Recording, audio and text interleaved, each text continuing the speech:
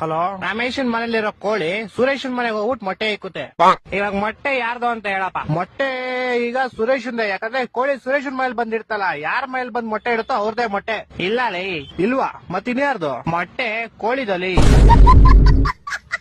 ಈಗ ಒಂದ್ ಆನೆ ಈಜಾಡ ಕೆರೆ ಒಳಗ್ ಹೋಗುತ್ತೆ, ಆಚೆ ಹೆಂಗ್ ಬರುತ್ತೆ? ಈಗ ಹೆಂಗ್ ಬರುತ್ತೆ? ಹೆಂಗ್ ಹೋಗಿರುತ್ತೋ ಹಂಗೆ ವಾಪಸ್ ಬರುತ್ತೆ. ಇಲ್ಲ ಲೇ, ಮತ್ತೆ ಯಾವ ಆಗ್ಬಿಟ್ಟು ಆಚೆ ಬರುತ್ತಲೇ?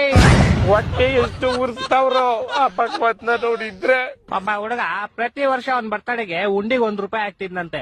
60 ವರ್ಷ ಆದ್ಮೇಲೆ ನೋಡಿದ್ರೆ ಅದ್ರಲ್ಲಿ ಬರೀ ₹12 ಐತಂತೆ. ಹೆಂಗೆ ಅಂದ್ರೆ ಅವ್ನು ಯಾರ ಚಪ್ಪಲಿ ಇರ್ತಾನೆ ಎತ್ಕೊಂಡಿರ್ತಾನೆ. ಇಲ್ಲ ಲೇ, ಮತ್ತೆ ಅವ್ನ್ birthday February 29 ಇತ್ಲೇ.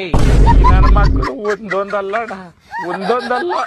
Okay, last and final ಕೇಳ್ಕೊಂಬಿಡು. ಹೇಳು. ಒಬ್ಬ ಹುಡುಗಂಗೆ ಹೆವಿ ಶುಗರ್ ಇರುತ್ತೆ, ಡಾಕ್ಟರ್ ಅವ್ನ್ಗೆ ಸ್ವೀಟ್ ಬಿಟ್ಬಿಡು ಅಂತ ಹೇಳ್ತಾರೆ. ಅವನು ಲೈಫ್ ಪೂರ್ತಿ ಸ್ವೀಟ್ ತಿನ್ನಲ್ಲ. ಯಾಕೆ ಹೇಳು? ಇದಕ್ಕೂ ಯಾವ್ದೋ ಉಲ್ಟಾ ಸೀದಾ ಆನ್ಸರ್ ಇರುತ್ತೆ ಪಕ್ಕ.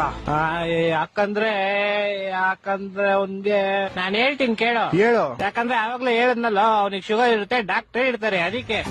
ಹೊಟ್ಟೆ ಎಷ್ಟು ಉರ್ಸ್ತಾವ್ರೋ ಆ ಭಗವತ್ನ ನೋಡಿದ್ರೆ.